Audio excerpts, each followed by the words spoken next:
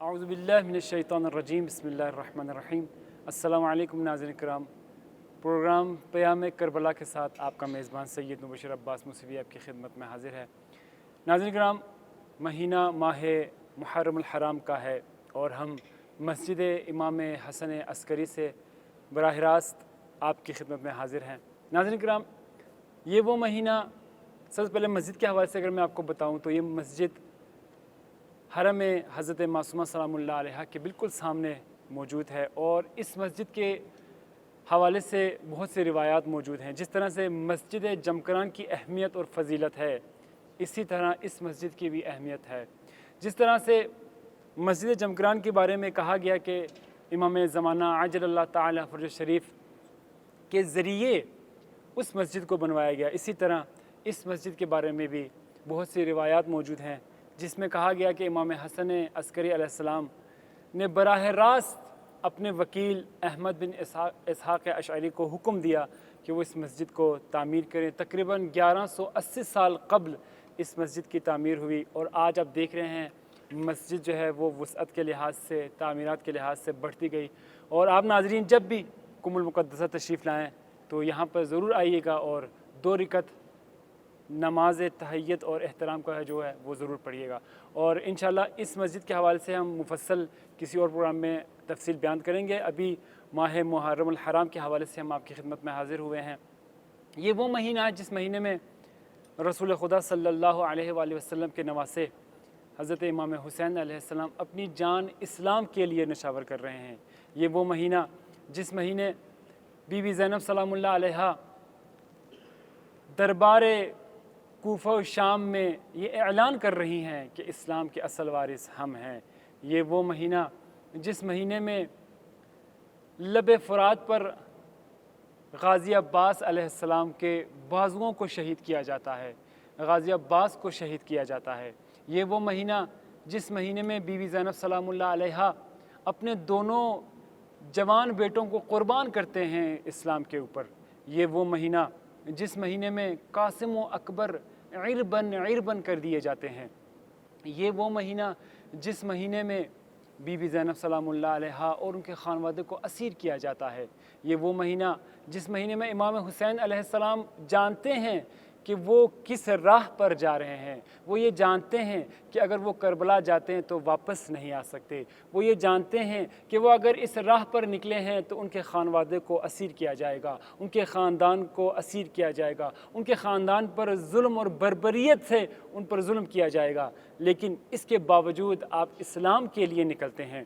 یہ وہ مہینہ کہا جاتا ہے کہ اس مہینے میں امام حسین علیہ السلام کو پہچانوایا گیا ہے، تو میں کہتا ہوں نہیں، یہ وہ مہینہ نہیں ہے، بلکہ امام حسین علیہ السلام کو رسول خدا صلی اللہ علیہ وآلہ وسلم ہر مقام پر پہچانواتے رہے ہیں۔ کبھی اپنے دوش مبارک پر بٹھا کر امام حسین کو پہچانوا رہے ہیں، کبھی امام حسین علیہ السلام کو لوگوں کے سامنے ان کا تعارف کر کے ان کو پہچانوا رہے ہیں، کبھی حسین منی و انا من الحسین کہہ کر ان کو پہچانوا رہے ہیں، کبھی امام حسین کو جنت کے سردار قرار دے کر لوگوں کے سامنے امام کو پہچانوا رہے ہیں، کبھی ان الحسین مصباح الہدیٰ کے ذریعے امام کو پہچانوا رہے ہیں۔ اور آج جو ہمارا موضوع وہ بھی یہی ہے کہ ان الحسین مصباح الہدیٰ، حسین چراغ ہدایت ہیں، اور آج اس حوالے سے گفتگو کرنے کے لیے ہمارے ساتھ موجود ہیں استاد حوزہ ہیں حجت الاسلام والمسلمین سید ذیشان حسنی صاحب۔ السلام علیکم ورحمۃ اللہ وبرکاتہ۔ وعلیکم السلام ورحمۃ اللہ وبرکاتہ۔ سب سے پہلے تو آپ کو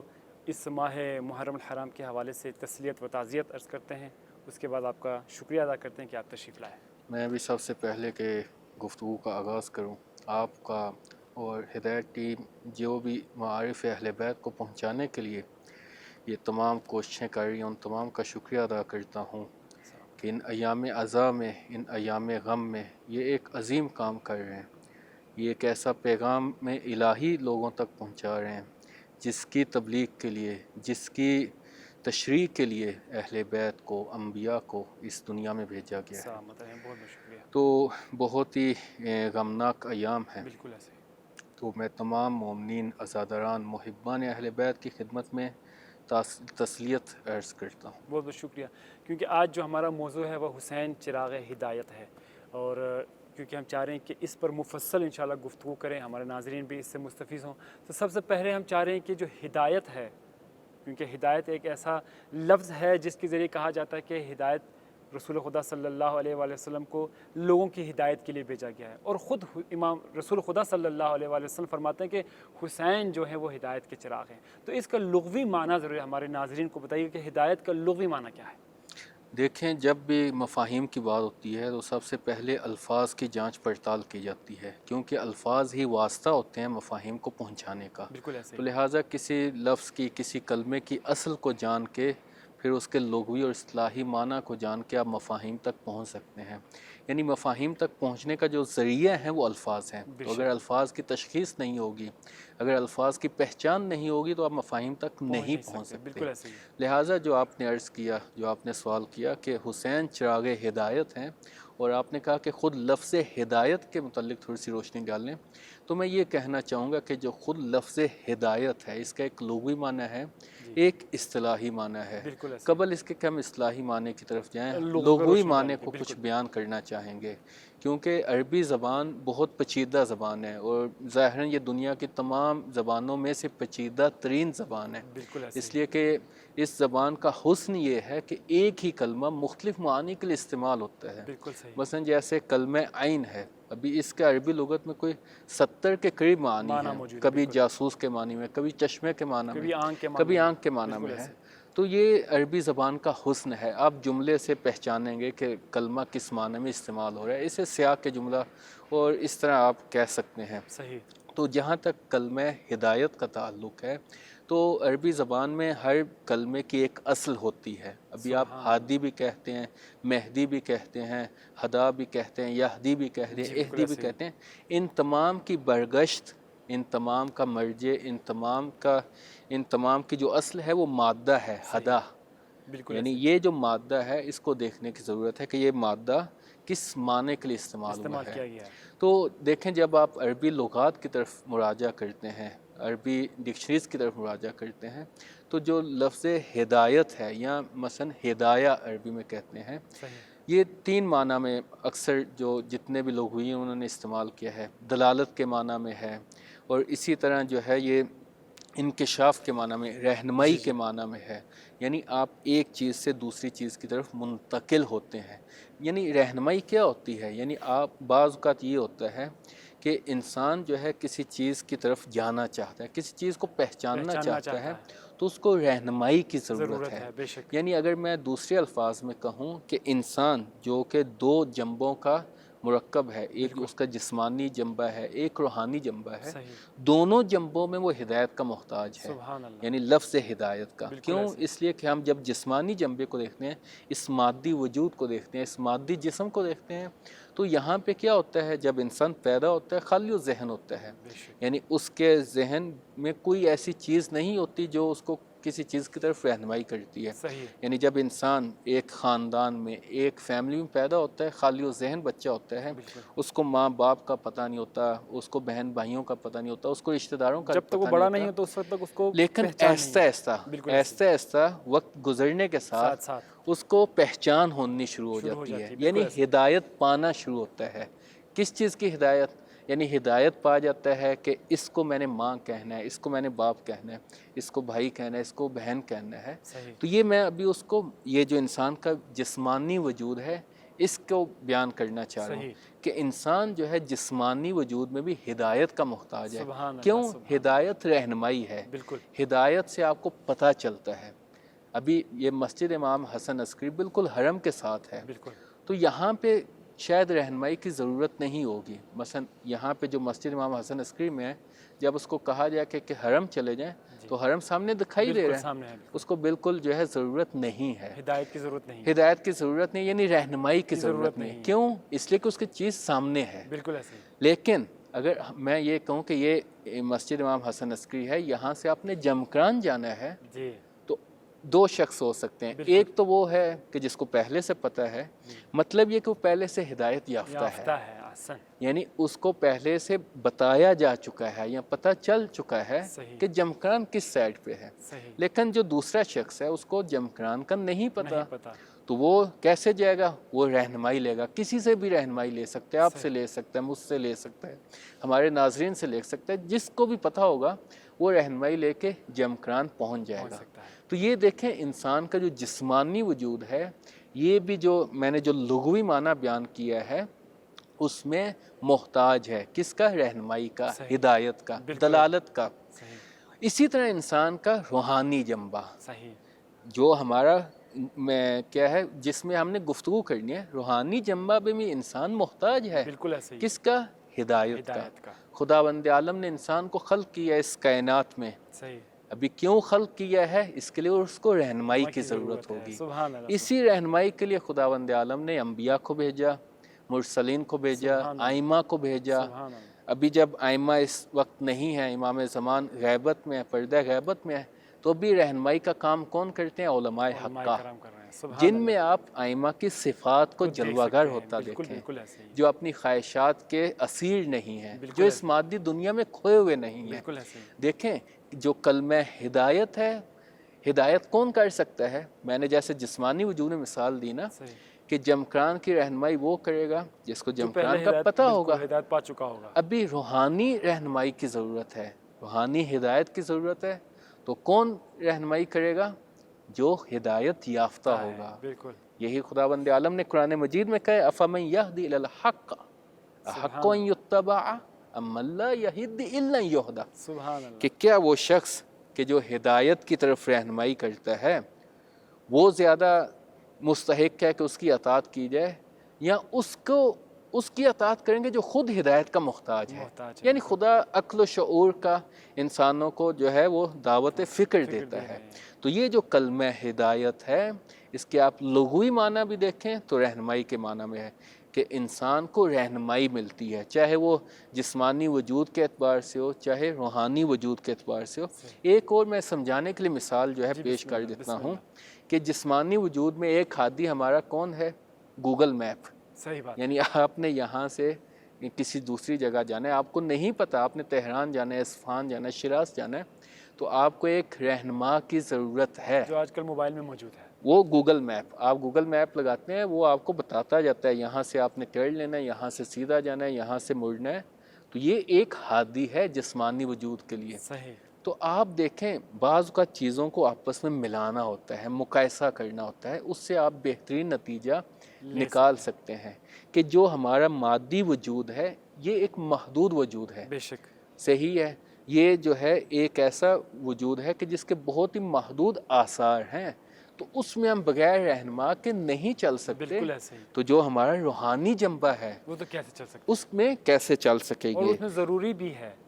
بالکل، آپ دیکھ سکتے ہیں کہ اگر ہم جسمانی لحاظ سے ہمیں شاید بعض اوقات ایسا بھی ہو کہ ہمیں شاید ہدایت کی ضرورت نہ پڑے، کیوں؟ مثال جی، کے طور پر یہ ہے کہ ہم لیکن اس میں بھی میں نے شروع میں نقطہ کہا کہ اگر مثلا ہمیں یہاں سے حرم کے دیکھنے کی جی، ضرورت بالکل، نہیں، وہ روشن ہے، ہاں جی، لیکن جب اگر روحانی لحاظ سے اگر دیکھتے ہیں تو روحانی میں آپ کو ہر لمحے کے لیے، ہر لحظے کے لیے ہدایت کی بالکل ضرورت ہے، ایک ہادی کی ضرورت ہے۔ وہ انشاءاللہ ہم جب اب آگے اصلاحی بحث میں آئیں گے انشاءاللہ، تو اس میں ہم انشاءاللہ بیان کریں گے۔ بس میں خلاصہ کلام کہوں جی، یا آپ کے سوال کا مختصر جواب دینا چاہوں تو ہم یہ کہہ سکتے ہیں کہ لغوی اعتبار سے ہدایت وہ راستہ ہے جو منزل مقصود تک پہنچاتا ہے، یعنی جو رہنمائی ہے حاصل ہوتی ہے وہی کلمہ ہدایت سے لغوی اعتبار سے مراد لیا صحیح، یعنی جاتا ہے۔ ہدایت سے مراد یہ ہو گیا کہ جو ہمیں ہادی، ایک ایسا ہادی ہمارے پاس آئے جو ہمیں اس راستے، اس مقصد، اس بالکل، قیام تک ہم آپ پہنچا نے جو سکے۔ شروع میں حدیث بیان کی اس میں دیکھیں امام کے متعلق، چونکہ ایام محرم ہے اور امام حسین علیہ السلام کے متعلق ہی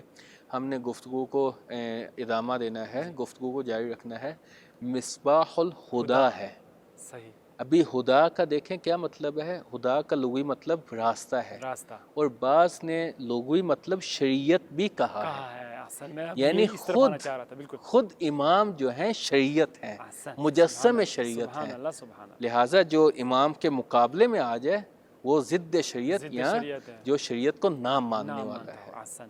ہدایت کے حوالے سے گفتگو ہو رہی ہے، تو اگر ابھی آپ نے، ہم نے لغت کے حوالے سے آپ نے بہترین انداز سے ہمارے ناظرین جو ہمیں دیکھ رہے ہیں ان انشاءاللہ مستفید بھی ہوں گے۔ اب یہاں پر ہم دیکھتے ہیں کہ ایک تو آپ نے لغوی معنی میں ایک اصطلاح میں ہم نے کہا، لیکن اصطلاح میں جانے سے پہلے ہم چاہ رہے ہیں کہ آپ جو قرآنی تعبیرات ہیں، یا مثال طور پر کہ ہم کہیں کہ جو اسلامی اصطلاحات ہیں ہدایت کے حوالے سے جو استعمال ہوئی ہیں وہ ہمارے ناظرین کو بتائیے گا۔ جی دیکھیں، ہم جب قرآن مجید کی طرف آتے ہیں، قرآن مجید وہ کتاب ہے جو خداوند عالم کی طرف سے نازل کردہ کتاب ہے، جی اور قرآن مجید میں ایک بحث بہت خوبصورت علماء جو کرتے ہیں وہ یہ ہے کہ قرآن مجید کا آیا کلمہ کلمہ فصاحت کا حامل ہے صحیح یا جملہ فصاحت کا حامل ہے، صحیح یعنی قرآن کا جو اعجاز ہے وہ کس چیز میں ہے۔ بالکل تو صحیح بعض علماء نے کہا کہ نہیں، پورا جملہ جو ہے وہ اعجاز ہے، بعض نے کہا نہیں، ایک ایک کلمہ جو ہے وہ اعجاز کا باعث ہے۔ سبحان تو اللہ ہم جب قرآن مجید کو دیکھتے ہیں کہ جو ایسی کتاب ہے کہ لا ریب فیہ ہدی للمتقین، یعنی سبحان اللہ، آغاز کہاں سے ہو رہا ہے فاتحہ کے بعد؟ کیا بات ہدی للمتقین، متقین، اور خود فاتحہ میں آپ کیا کہتے ہیں؟ اہدنا الصراط المستقیم۔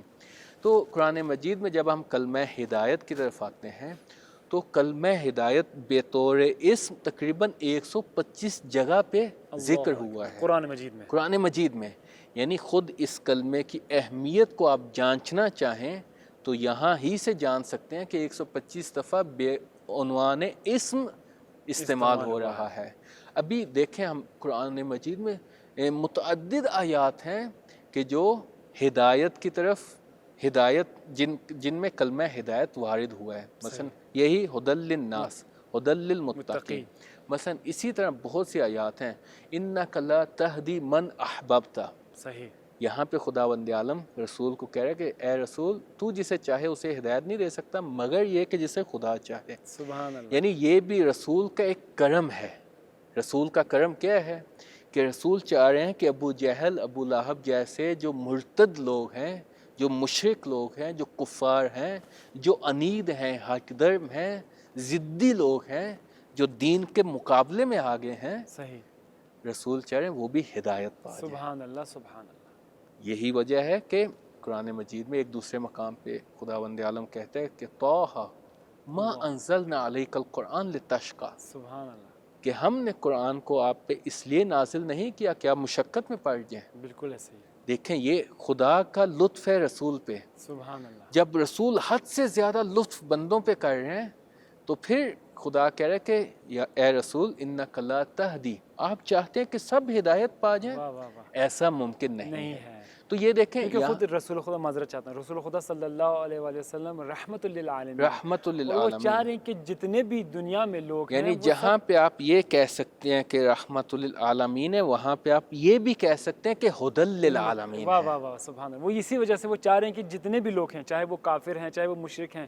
سب کو، منافق ہیں، سب کو ہدایت کے راستے ہدایت پہ کے راستے پہ لائیں۔ لیکن وہاں پر خداوند متعال کیا فرماتے ہیں کہ انک لا تہدی من احببت، اللہ کہ اکبر، جسے بھی آپ چاہیں اس کو ہدایت نہیں پا سکتے۔ دیکھیں یہاں سبحان پہ اللہ، بہت سی آیات کو میں نے جو ہے یہاں پہ ذکر بھی کیا ہے، جی مثلا قل ان ھدی اللہ ھو الھدی، جی بالکل، کہ خدا کی ہدایت ہی ہدایت ہے۔ واہ واہ واہ، کیا دیکھیں بات، یہاں پہ بھی میں نے چونکہ پہلے کہا کہ رہنمائی کے معنی میں ہے، تو دیکھو کسی اور رہنمائی کی طرف جانا تو وہ پھر رہنمائی ایسی نہیں ہوگی جو تمہیں منزل مقصود تک پہنچائے گی۔ سبحان اللہ، کون سی رہنمائی منزل مقصود تک پہنچائے گی؟ جو خدا کی رہنمائی ہوگی۔ واہ واہ واہ واہ، یہاں پہ دیکھیں قل ان ھدی اللہ ھو الھدی، یہاں ایک اور نقطہ کہنا چاہوں گا کہ ہر کسی کو ہادی نہیں بنا لینا، یعنی رہنمائی کرنے والے بہت ہوں گے، بالکل ایسے ہی، احسن، لیکن ہادی اس کو بنانا جو خدا کی طرف سے ہادی ہو، ہے، واہ واہ واہ، بہت اچھی بات، اس لیے کہ وہ منزل مقصود تک پہنچائے گا۔ کیونکہ جیسے اگر آپ ان ھدی اللہ ھو الھدی، اگر ہم آج کے معاشرے میں دیکھتے ہیں تو واقعاً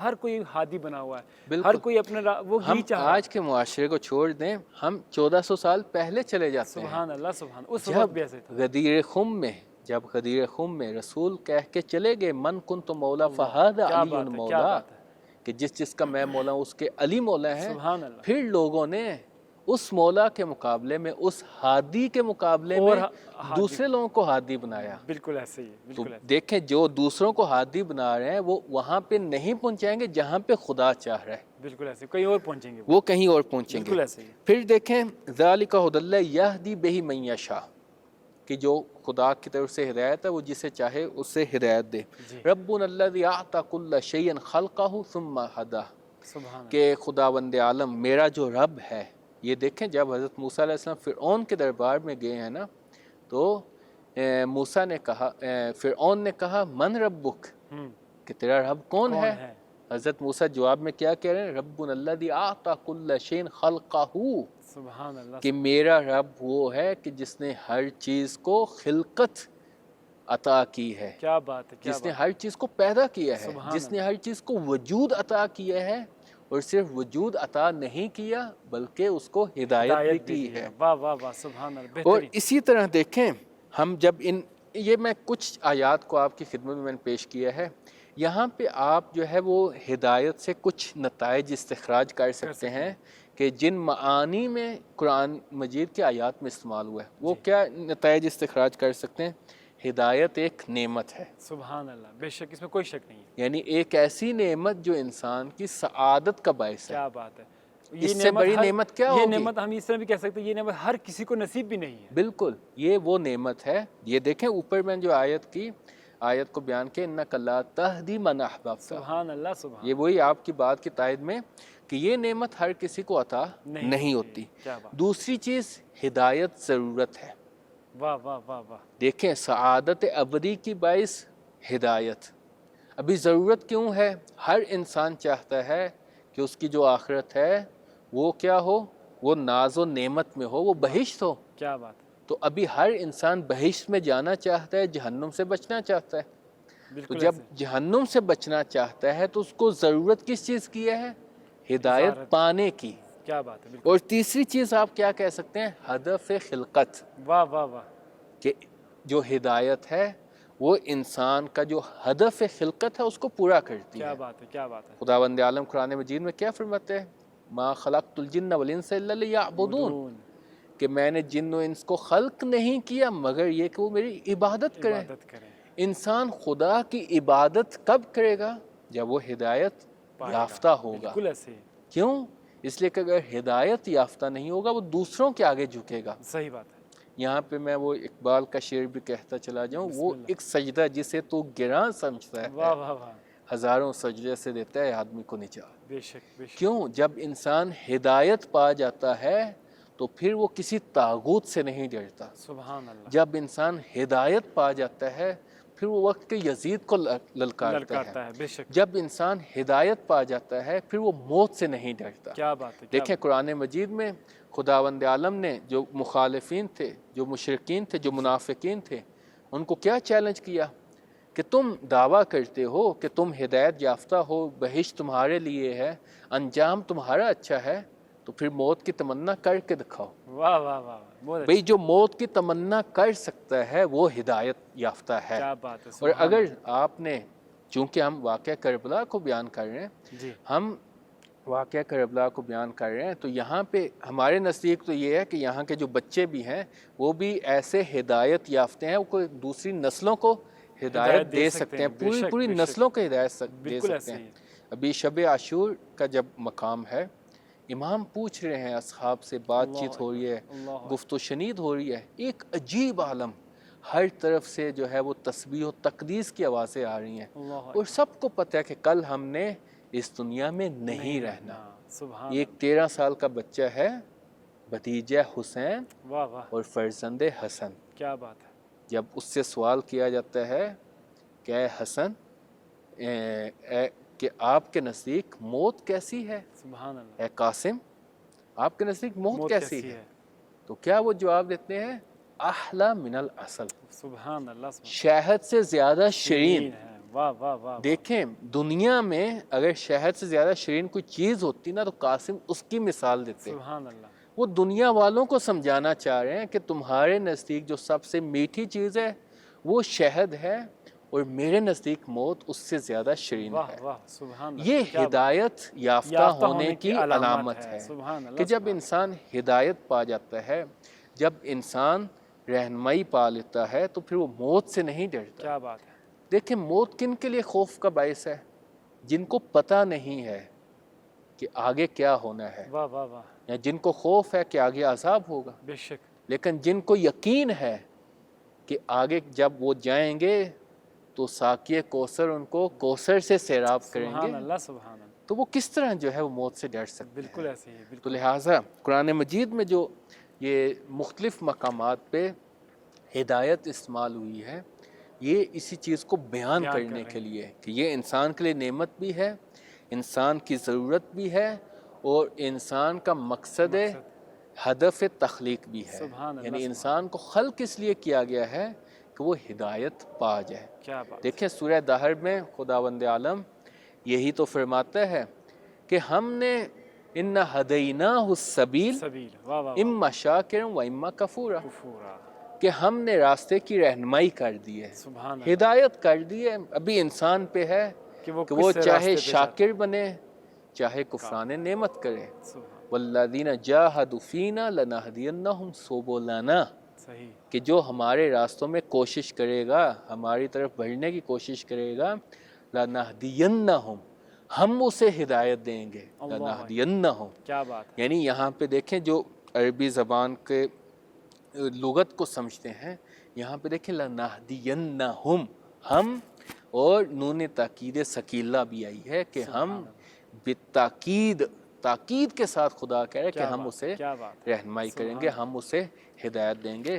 اور جسے خداوند عالم ہدایت دے اسے کوئی گمراہ نہیں کر سکتا.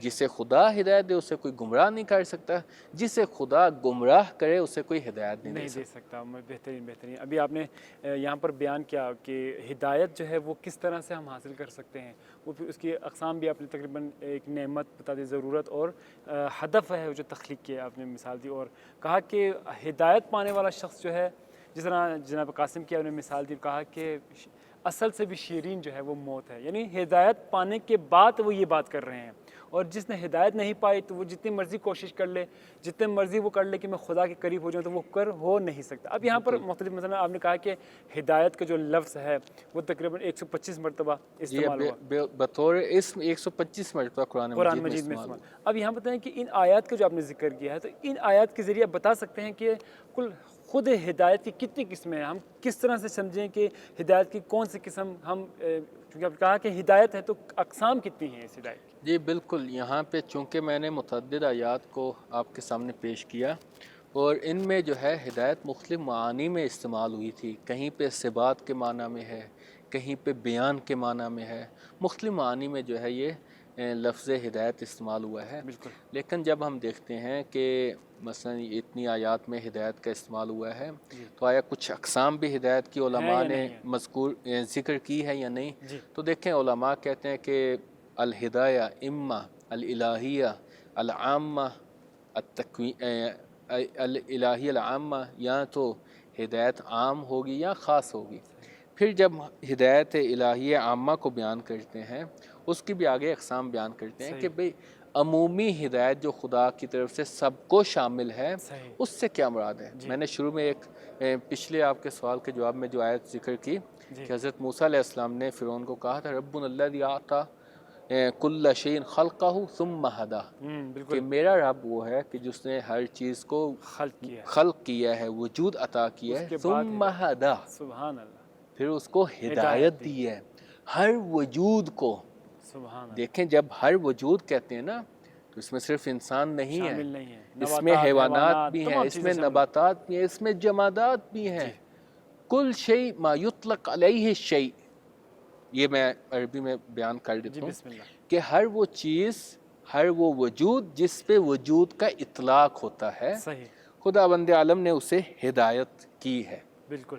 ابھی سوال یہاں پہ یہ پیدا ہوتا ہے، سوال یہ نکلتا ہے کہ اس ہدایت سے کیا مراد ہے؟ کیوں؟ اس لیے کہ انسان کے لیے تو آگے یا بہشت ہے یا جہنم ہے، تو باقی موجودات کے لیے تو کوئی اس طرح کا منظر نہیں ہے. تو پھر خدا جو کہہ رہا ہے کہ میں نے ہر چیز کو وجود عطا کیا ہے تو اس سے کیا مراد ہے؟ تو یہاں پہ علماء نے کہا کہ ہدایت عمومی سے مراد یہ ہے کہ خدا نے ہر وجود کو خلق کیا ہے، پھر اس میں ایک ایسی چیز رکھی ہے کہ جس غرض کے لیے اس کو خلق کیا گیا ہے وہ اسی غرض کے تحت رواں و دواں ہے.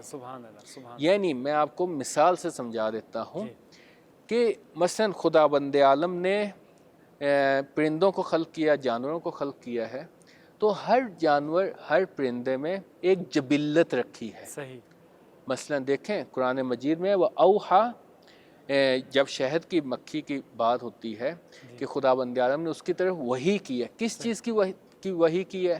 کہ وہ درختوں سے کیا کرے، پھلوں سے، پھولوں سے کیا کرے، رس چوس لے اور اس کا شہد بنائے. سبحان اللہ. خدا نے اس کو بھی وحی کہا ہے. کیا بات ہے. یہ وحی کس معنی میں؟ یہ وحی تشریعی نہیں ہے، نعوذ سبحان باللہ.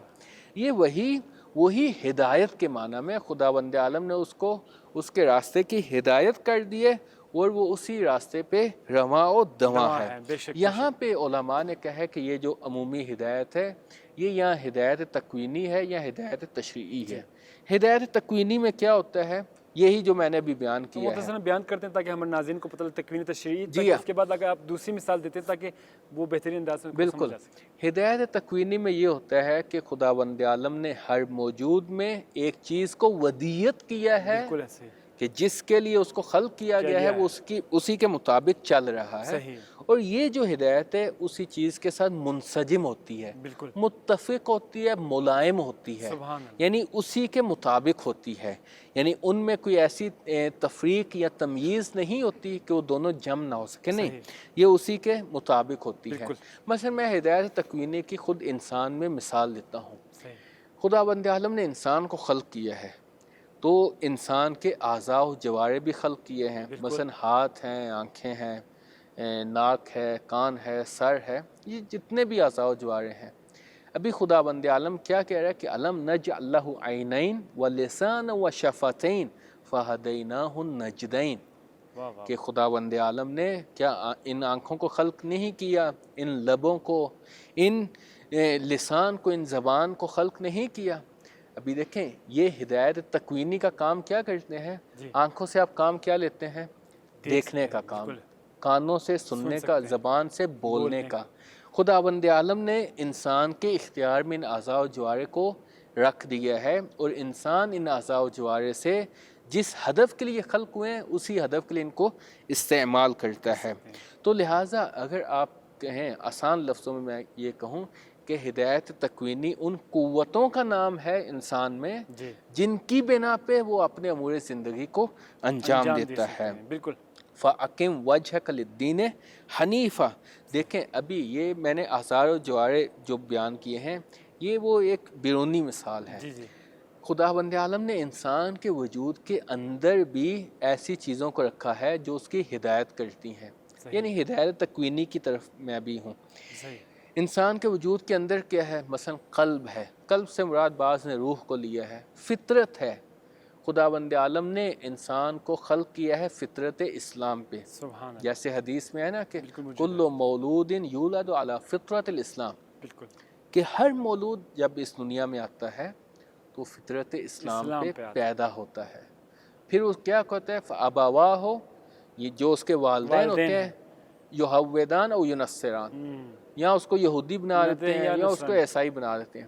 ابھی دیکھیں ایک چیز میں یہاں پہ یعنی اپنے جو محبان اہل بیت ہیں، جو عزاداران امام حسین ہیں، میں ان کو ایک پیغام دینا چاہوں گا کہ آپ لوگ شکر کریں. مقام شکر کیا ہے کہ خداوند عالم نے آپ کو خلق کیا ہے کن کے گھر؟ جو امام حسین کا ماتم کرنے والے ہیں، جو امام حسین کی مجالس میں جانے والے ہیں، جو اہل بیت کا ذکر کرنے والے ہیں، جو چاہنے والے ہیں. یہ مقام شکر ہے. خدا چاہتا تو کہیں اور بھی خلق کر دیتا. تو یہ دیکھیں یہ پہلا قدم یا یہ میں کہوں کہ یہ پہلا مقام ہے ہدایت کا جو خدا نے آپ کو عطا کیا ہے. لیکن اسی قلب حسینی کے ساتھ، اسی وجود رحمانی کے ساتھ آپ کو اگلے جو جہان ہے اس میں منتقل ہونا ہے. وہ کب منتقل ہو سکیں گے؟ جب اس دنیا میں اپنے آپ کو گناہوں سے بچائیں گے. کیوں؟ اس لیے کہ جب اہل بیت کی بات ہوتی ہے تو خداوند عالم نے اہل بیت کو کیا کہا؟ انما یرید اللہ لیذھب عنکم الرجس اہل البیت ویطہرکم تطہیرا. کہ خداوند عالم نے ان سے رجس کو دور کیا ہے اور تکویناً دور کیا ہے. یعنی رجس ان کے نزدیک نہیں آ سکتا. تو اگر ہم اپنے وجود کو گناہوں سے پاک نہیں رکھیں گے، گناہوں سے نہیں بچائیں گے، ہم چاہیں یا نہ چاہیں ہم اہل بیت سے دور ہوتے چلے جائیں گے. کیونکہ یہ خدا کا وعد الہی ہے. خدا کا وعدہ ہے کہ جو بھی گناہ کا ارتکاب کرے گا، گناہ ایک رجس ہے، ایک نجاست ہے. چھٹے امام کے پاس ایک ان کا چاہنے والا آتا ہے، کہتا ہے یا امام، یعنی ہم بالآخر بشر ہیں تو ہم سے گناہ ہو جاتے ہیں، ہم پھر توبہ کرتے ہیں، پھر گناہ ہو جاتے ہیں۔ آپ کو خداوند عالم نے عصمت کا مقام عطا کیا ہے، واہ واہ واہ، تو کیا آپ کا گناہ کی طرف خیال نہیں جاتا؟ اللہ اکبر، دیکھیں یہاں پہ میں ایک اور چیز بھی واضح کرتا چلا جاؤں کہ جب ہم یہ کہتے ہیں نا کہ ائمہ معصوم ہیں، تو یہ عصمت جبری نہیں ہے، سبحان اللہ، بے شک، یعنی یہ ایسی عصمت نہیں ہے کہ امام گناہ کرنے پہ قادر نہیں، صحیح، نہیں، امام گناہ کرنے پہ قادر ہے، لیکن امام گناہ کا سوچتا بھی نہیں۔ سبحان اللہ، کیا بات، کمال یہ ہے، کیوں؟ اگر آپ اس سے اختیار چھین لیں، آپ کسی انسان کو کسی جیل میں بند کر دیں تو وہ انسان جیل سے بھاگ ہی نہیں سکتا، صحیح ہے، تو اگر وہ جیل سے نہ بھاگے تو اس میں اس کا کوئی کمال نہیں ہے۔ صحیح ہے، کمال یہ ہے کہ کسی مجرم کو آپ ایک کھلی جگہ پہ رکھیں اور کہیں کہ تم یہاں سے کہیں نہیں جا سکتے، اور اگر پھر وہ رکے تو وہ پھر مجرم، اس کا کمال ہے۔ بالکل ایسے ہی، انسان بھی اسی طرح ہے، انسان کا کمال اس وقت ہوتا ہے کہ جب اس کے اختیار میں ہو۔ تو جب ایک عام انسان جس کے لیے کمال کے لیے اختیار کا ہونا ضروری ہے، تو یہ امام معصوم ہے جو عصمت مطلقہ پہ فائز ہے، جی، یعنی ایک ایسا عصمت کا مقام کہ جس پہ عام انسان نہیں سوچ سکتا، بالکل ایسے ہی، تو اس کے لیے اگر اختیار نہیں ہوگا تو وہ کمال نہیں کیا ہوگا۔ بات ہے، سبحان اللہ، چھٹے امام سے سوال کیا گیا کہ کیا آپ گناہ کا نہیں سوچتے؟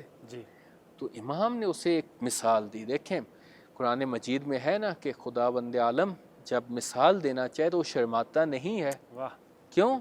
اس لیے کہ جب حق کا بیان کرنا ہو تو وہاں پہ شرم محسوس نہیں، نہیں کرنی چاہیے۔ صحیح، تو یہاں پہ امام نے ایک مثال دی، اگرچہ ہم کہتے ہوئے اس کو تھوڑا سا ہچکچائیں، لیکن چونکہ امام نے حق کو بیان کرنا ہے لہٰذا امام نے مثال دی۔ سبحان اللہ، امام نے فرمایا کہ دیکھو جب تم قضائے حاجت کے لیے جاتے ہو تو جو گندگی، جو غلاظت تمہارے وجود سے نکلتی ہے، کبھی تم نے اسے کھانے کا سوچا ہے؟ اللہ اکبر، اس نے کہا یا امام یہ کیسے ہو سکتے ہیں، اللہ میں اصلا اکبر، سوچ نہیں سکتا، وہ اتنی غلاظت ہے بالکل، کہ میں سوچ نہیں سکتا۔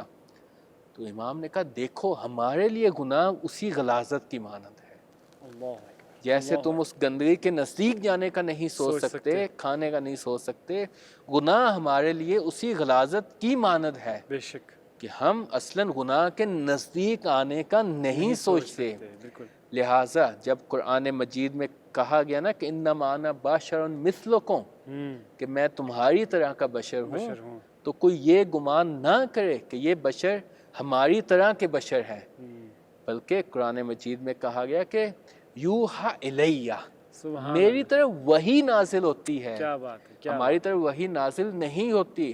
ہم بشر ہیں، بشری تقاضوں کے مطابق چلتے ہیں، صحیح، ہم پہ وحی نازل نہیں ہوتی، ہم عصمت کو اس مقام کا سوچ بھی نہیں سکتے۔ لیکن جو امام معصوم ہیں، جو نبی مرسل ہیں، جی، وہ عصمت کے اس مقام پہ ہیں کہ وہ گناہ کا سوچتے نہیں۔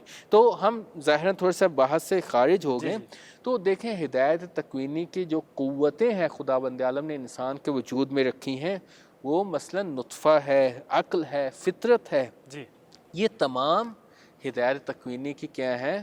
یہ ایک قوتیں ہیں صحیح، کہ جو ان کے لیے خدا نے ایک مدار معین کر دیا ہے۔ دیکھیں ستاروں کا ایک مدار ہے، سورج چاند کا ایک مدار ہے، وہ اسی مدار کے گرد گھومتے رہتے ہیں، خداوند عالم نے ان کو ہدایت کر دیا، یہ ہدایت تکوینی ہے جس کے مطابق چل رہے ہیں۔ دیکھیں خود جو نطفہ ہے اس کا لیے بھی خدا نے ایک مدار معین کر دیا ہے کہ جس سے ہوتے ہوئے انسان جو ہے اس مقام پہ ابھی بیٹھا ہے۔ تو لہٰذا یہ جو ہدایت تکوینی ہے، یہ ہدایت تکوینی عمومی ہے، عام ہے، تمام کے لیے ہے، حیوانات کے لیے ہے، نباتات کے لیے ہے، جمادات کے لیے ہے، انسانوں کے لیے ہے، یہ تمام چیزیں شامل ہو جاتی ہیں، یہ تمام اس میں شامل ہو جاتی ہیں۔ اس کے بعد ہدایت تشریعی آ جاتی ہے۔ اس ہدایت تشریعی کو سمجھنے کی زیادہ ضرورت ہے۔ ہدایت تکوینی میں نے بتا دیا کہ ہر وجود کی ہدایت تکوینی اس کے مطابق ہے۔ ہدایت تشریعی میں کیا ہوتا ہے؟ اس میں خداوند عالم دونوں ہدایتیں خدا کی طرف سے ہیں۔ اچھا یہ ذہن میں رکھیے گا، ہدایت تکوینی بھی خدا کی طرف سے ہے، ہدایت تشریعی بھی خدا کی طرف سے ہے۔ یعنی ہدایت تشریعی میں خداوند عالم کا کام کیا ہے؟ انبیاء کے ذریعے سے، مرسلین کے ذریعے سے، ائمہ کے ذریعے سے راستے کا دکھانا، احسن، معین کرنا کہ یہ راستہ ہے. یہ راستہ ہے. دیکھیں انبیاء آئے اس دنیا میں، انسان دنیا کی غفلتوں میں مشغول تھا. جب رسول خدا صلی اللہ علیہ وآلہ وسلم اسلام لے کے آتے ہیں تو عرب کے زمانے جاہلیت میں ایسی ایسی جہالتیں تھیں کہ جن کا ہم آج سوچ بھی نہیں سکتے. مثلا بیٹیوں کو زندہ دفنا دینا، بالکل، یا اس کے علاوہ کئی کی بتوں کے سامنے پوجا کرنا. مثلا ایک اور میں آپ کو مثال دیتا ہوں. ایک بہرحال تاریخ اسلام کی بڑی مشہور شخصیت ہیں، میں ان کا یہاں پہ نام نہیں لیتا، وہ ناظرین اگر جو ہے خود سرچ کریں تو ان کا نام بھی آ جائے گا. صحیح. کہ وہ ان کا متعلق کہا جاتا ہے کہ جب وہ اسلام لے آئے تو اچانک وہ ہنستے ہیں پھر روتے ہیں. اللہ اکبر. تو ان سے پوچھا جاتا ہے کہ مثلا اے فلاں آپ کیوں ہنسے ہیں پھر کیوں روئے ہیں؟ تو وہ آگے سے کہتے ہیں کہ مجھے زمانہ جاہلیت یاد آ گیا. تو انہوں نے کہا کس طرح، کیا یاد آیا؟ کہا کہ زمانہ جاہلیت میں اس طرح ہوتا تھا کہ ہم صبح صبح کھجور کا حلوہ بناتے تھے، اس کی پرستش کرتے تھے، اللہ اکبر. تو شام کو اس کو کھا جاتے تھے. یعنی جس کو خدا بنایا اپنے ہاتھوں سے شام کو اس کو کھا لیا. اللہ اکبر. تو اس پہ مجھے ہنسی آ گئی. اللہ اکبر. تو پوچھنے والے نے کہا کہ آپ کو رونا کس چیز پہ آیا؟ کہا کہ رونا مجھے اس چیز پہ آیا کہ زمانہ جاہلیت میں میری ایک بیٹی پیدا ہوئی تھی، اللہ میں اس کو دفنانے کے لیے لے گیا، زندہ دفنانے کے اللہ لیے. اکبر. اللہ رونگٹے کھڑے ہو جاتے ہیں. بالکل ایسا ہی ہے. آج جو فیمنزم کے نعرے لگا رہے ہیں وہ ذرا دیکھیں اسلام نے عورت کو، خاتون کو کہاں سے کہاں پہنچا دیا. سبحان اللہ، سبحان اللہ. وہ عورت کے جس کو زندہ دفنایا جاتا تھا، اس عورت کو خداوند عالم نے، اسلام نے اتنا بلند مقام عطا کیا کہ کبھی فاطمہ بنا دیا، کبھی آمنہ بنا سبحان دیا. اللہ، سبحان اللہ. تو میں اس بندے کی بات بتاتا ہوں کہ اس نے کہا کہ مجھے رونا اس چیز پہ آیا کہ جب بیٹی کو میں لے کے جا رہا ہوں دفنانے کے لیے تو میں نے ایک گھڑا کھودا، گھڑے میں بیٹی کو ڈالا، اللہ اکبر. تو بیٹی میری داڑھی سے کھیل رہی تھی. اللہ اکبر. تو جب میں نے مٹی ڈالنی شروع کی تو وہ مٹی میری داڑھی پہ بھی گرد و غبار آ رہی تھی. تو وہ بیٹی میری جو ہے وہ میری داڑھی سے گرد و غبار کو صاف کرنے لگی.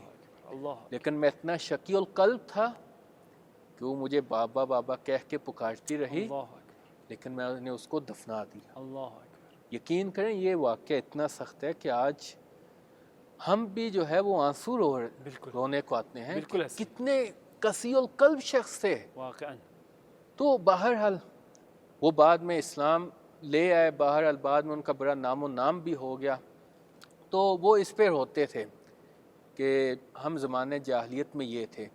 تو جب ہدایت تشریعی آئی، خداوند عالم نے اپنے نبی کے ذریعے سے، خاتم الرسل کے ذریعے سے جب اسلام کو پیش کیا تو ان زمانہ جاہلیت کے لوگوں کو وہاں پہنچا دیا کہ وہ بعد میں پوری دنیا پہ حکومت کی انہوں نے. آج جو مسلمانوں پہ زوال ہے وہ اسلام کی وجہ سے نہیں، خود مسلمانوں کی وجہ سے ہے. اگر مسلمان اپنے مقام کو برقرار رکھتے تو آج سائنس کی یونیورسٹیز جہاں پہ جو یورپ وغیرہ میں ہیں وہ یورپ میں نہیں ہوتی، اسلامی دنیا میں ہوتی. بالکل ایسے ہی. ہم وہاں پہ تعلیم حاصل کرنے نہیں جاتے بلکہ وہ لوگ یہاں پر آتے ہیں. ہدایت تشریع میں خداوند عالم نے ہدایت کر دی، نبی کے ذریعے سے پیغام پہنچا دیا، اور انبیاء نے جب پیغام پہنچایا اس کو قبول کرنا نہ قبول کرنا یہ انسان کے اختیار میں اس کو قرار دیا. تو میں آج کی گفتگو کو یہیں پہ روکنا چاہوں گا. انشاءاللہ اگلے پروگرام میں ہم جو ہے یہاں سے آگے چلیں گے ہدایت تشریع کی، کیونکہ مزید وضاحت کی ضرورت ہے. بہت بہت شکریہ آپ کا. آپ نے بہترین انداز سے بیان کیا. جو ہدایت، اصل میں جو ہدایت ہے اس کے معنی بتائے، لغت میں کیا ہے، اس کی اصطلاح میں سے کیا کہتے ہیں، ان تمام کو آپ نے بتایا. آپ کا شکریہ ادا کرتے ہیں. اور ناظرین کرام، جس طرح دیکھا آپ نے کہ مولانا صاحب نے واقعاً جو ہدایت ہے کس طرح سے ایک ہادی جب اس دنیا میں آتا ہے اور کس طرح سے وہ لوگوں کو اپنی طرف کھینچتا ہے. اب یہ آپ کے اوپر ہے کہ آپ نے کس طرح سے اس ہادی کا انتخاب کرنا ہے، آپ نے کس طرح سے اس ہادی کو پہچاننا ہے کہ آیا وہ ہادی آپ کو خدا کی طرف لے کے جا رہا ہے یا آپ کو خدا سے دور کر رہا ہے. انشاءاللہ دوبارہ آپ کی خدمت میں حاضر ہوں گے. اس وقت تک کے لیے اپنے میزبان سید مبشر عباس موسوی کو اجازت دیجیے گا. السلام علیکم ورحمۃ اللہ وبرکاتہ. گلشن زہرا کی جب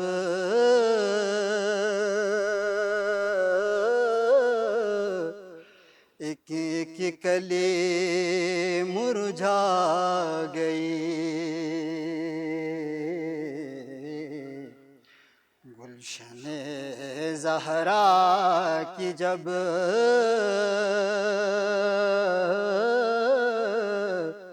ایک ایک کلی مرجھا گئی، کربلا کے دشت میں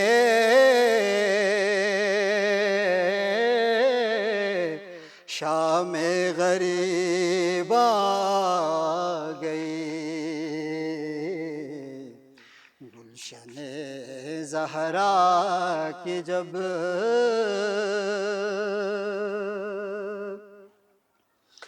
سینہ اکبر پہ برچھی تھی کہ ماں کے دل میں تھی، سینہ اکبر پہ برچھی تھی کہ ماں کے دل میں تھی، ام لیلا کی کمائی خون میں نہلا گئی، کربلا کے دشت میں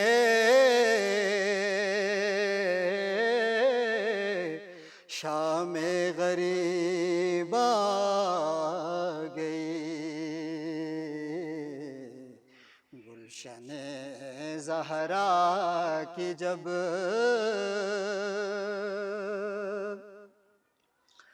ہائی وہ دو چاند تھے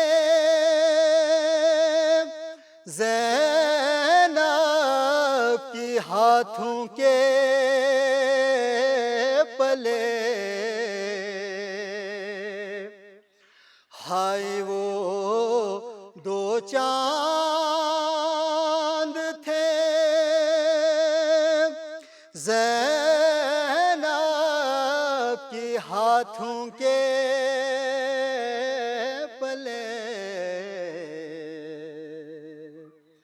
کربلا کی دشت میں جن کو قضا کملا گئی، کربلا کی دشت میں شام غریب آ گئی، گلشن زہرا کی جب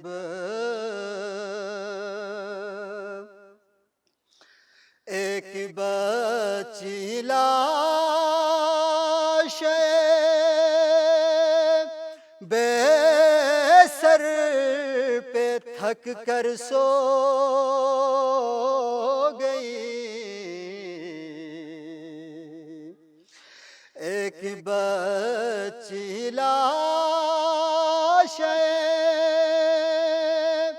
بے سر پہ تھک کر سو گئی، ایک ہچکی ایک گہوارے کی رونق کھا گئی، کربلا کے دشت میں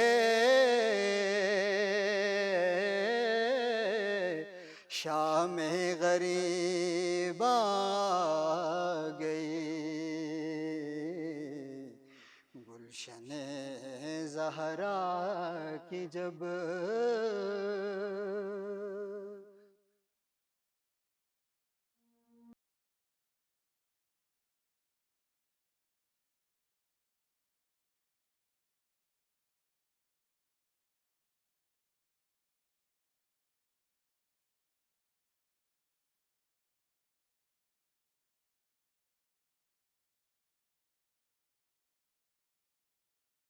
ہے